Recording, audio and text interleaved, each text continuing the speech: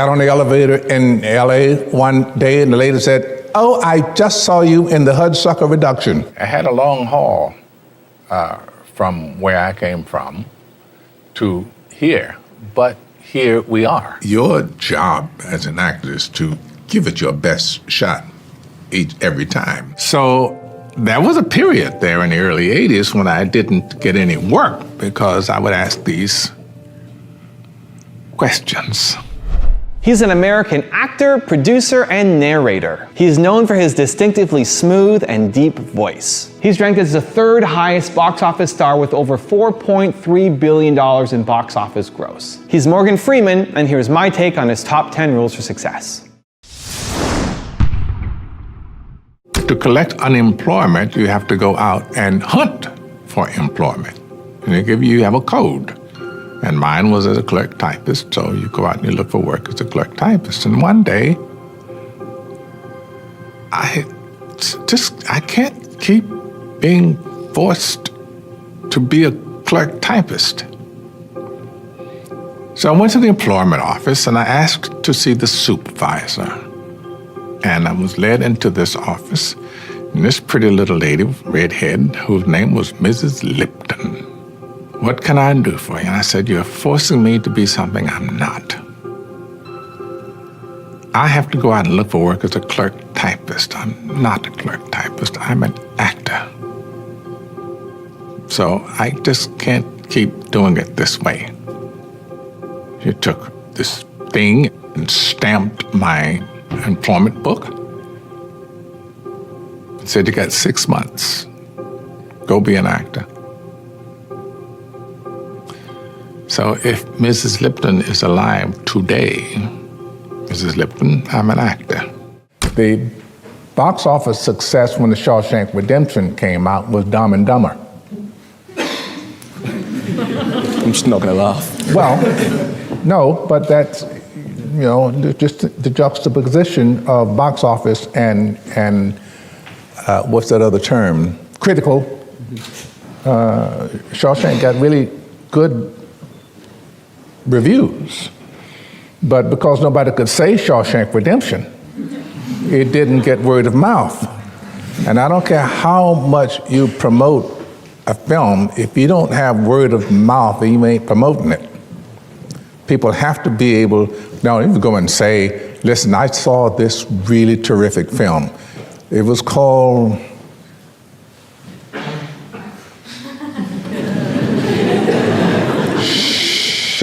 Sham.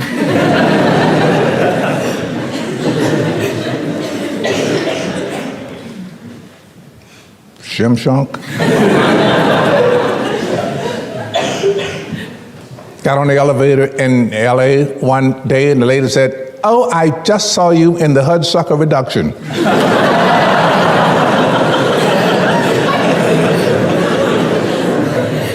So that was the reason it was not a box office success. No word of mouth at all. Here's a stat from your show, and it says that the richest 85 people on this planet have as much money as the poorest 3.5 billion. Yeah, right. That's on the planet, however. That's... It's not far off in America. No, it isn't far off in America, but we still here don't abandon the idea that it isn't finite. Yeah. It isn't finite if you were born, where were you born? Me? Yeah. Baton Rouge, Louisiana. Baton Rouge General Hospital. Baton Rouge. There you go. Louisiana. I was born in Memphis, Tennessee. I had a long haul from where I came from to here, but here we are. Right. So proof of the pudding is in the eating, and here we sit at the dining table. But it's hard to, when you say that to some people, because they say, "Oh, there you go with a pull yourself up by the bootstraps thing, and you're just being respectable." Not everybody can do that. Well, everybody can. Everybody doesn't. Courage is the key to life itself. There are a lot of people who are born in situations where they say, "Well, I'll never get out of this," so they won't. I say to people who say, well, I would like to have done so and so and so. So, well, you could have done it. So, well, I couldn't get out of here. Man, the bus runs every day. You're exactly right. Yeah. If you can conceive it in your mind. If you can think of it, you can do it. That's the human condition. If we can imagine it, we can do it. Right. And I think that's the condition of each individual human. Your job as an actor is to give it your best shot every time. So, yes, I'm going into it with the idea that I'll play it to the best of my ability, and they wouldn't give it to me, the role, if they didn't think I was capable of pulling it off. Or I wouldn't take it if I didn't think I was capable of pulling it off. So what advice would you give, purely in an acting sense, to yourself 30, 40 years ago? Same advice I gave myself 30, 40 years ago.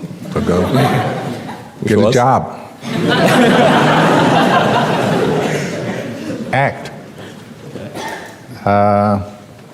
There are, unfortunately, those of us who say, well, I want to be a star.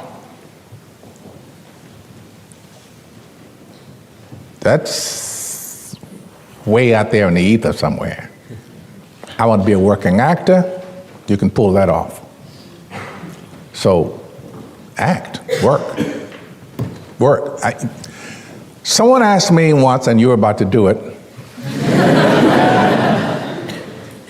what would you do if you weren't an actor? If you didn't make it as an actor, what would you do? I have no idea. I would act somewhere. Maybe I'd be driving a cab, maybe I'm working somebody's yard, whatever I'm doing, I'm going to belong to somebody's little theater group. I will act. Because I'll die if I don't. I got into the Air Force because I was, as it turns out, I was romanticizing that whole idea. You know, we were refighting World War II as I was growing up, so we had all these heroic movies. And I fell in love with the idea of flying. And then when I got into the Air Force, I had this big eye-opener that racism was rampant there also, and that I had not qualified, or suited is a better word, for military life. That kind of unquestioning obedience to a lot of things that I think are stupid didn't quite go over well. Yeah. So when I got out, I was an early discharge. It was almost dishonorable, you know, because I just really didn't fit. But the catalyst actually was I did get to sit in a jet trainer, because I had a lot of people behind me to get me into flight school and stuff. But sitting there, it occurred to me that this is absolutely not what I want. It isn't movies. It's for real. These, you know, this little red button on the joystick controls guns with real bullets. And I sat there for quite a while and knew that if I made a strafing run, I needed a camera here and I needed the people to be able to get up and go back to number one. So I got out of that plane on the runway at North Island Air Station, a Naval Air Station, and I walked away from that and towards acting. I knew that it was all about the movies. It was all about the movies. I got on stage the very first time when I was 8 years old. I was brilliant. Then I got on stage again 4 years later when I was 12, brilliant again. So by the time I was 13, it was pretty much a foregone conclusion in everybody else's mind, teachers, parents, that acting was going to be my thing. I hadn't like made a conscious decision I'm going to be an actor. I don't think you do. I think that's what you do. The first stage play I did in New York, I was working with Stacy Keach and Vivica Lenfers. That was a great experience for me.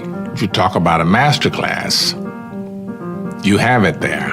Okay, Stacy had come out of Yale University, I think, and was much more advanced as a stage actor than I was, but wow, did I have big ears and was I ready to learn? So you just sit and watch. It's always a learning experience. The big thing I learned from working with Pearl Bailey was professionalism. She was total professional, total professional. She always gave 100%, 110% in a performance. And I watched her very carefully.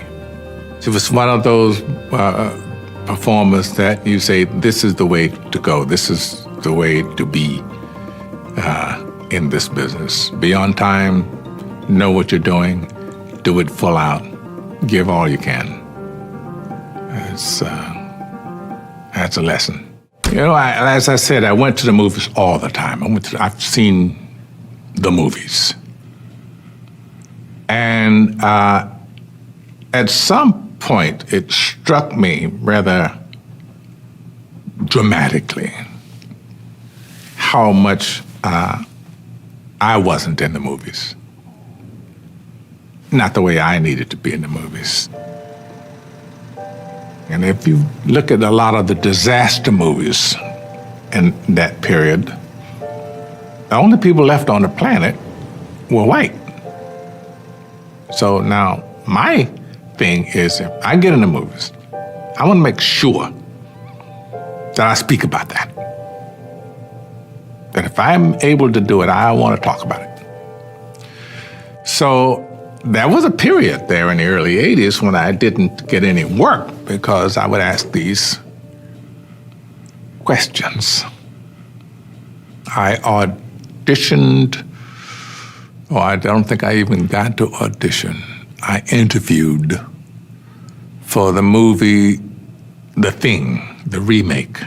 So I read the script, and I go back for the audition, and the producer or the director, one of those, said, "Did you read the script?" I said, "Yes." "What do you think?" I said, "Well, you've got 11 people at the South Pole. 8 of them are scientists. And then you have a cook, a mechanic, and something else. They're all black. None of the scientists are. What do you think I think?"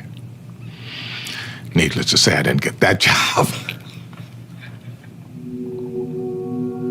Again, though, you know, Providence rears her beautiful head when Glory came about. I was just floored because I knew about the 54th Massachusetts Regiment from a one-page thing on this day in history in Jet magazine. It talked about this sergeant who was awarded a Medal of Honor for his activities at this charge with this outfit. So the history is there. It's there to draw upon. But we gotta ask ourselves, black people, why don't we figure more in it? I need something that's going to engage me, that makes me sit up and think. I refuse to take part in anything that is going to denigrate a people.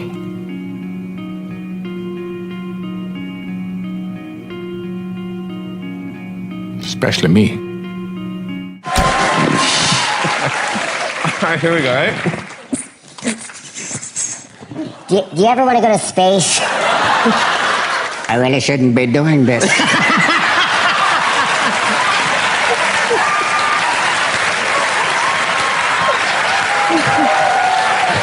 It's helium. It's helium, Morgan. It is helium. It's very undignified. No. I think your voice sounds great. It's not undignified. Some people just have voices like this, so you're actually making fun of those people. See? I told you.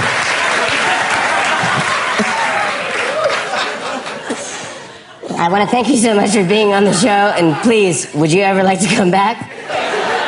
I'm never coming back.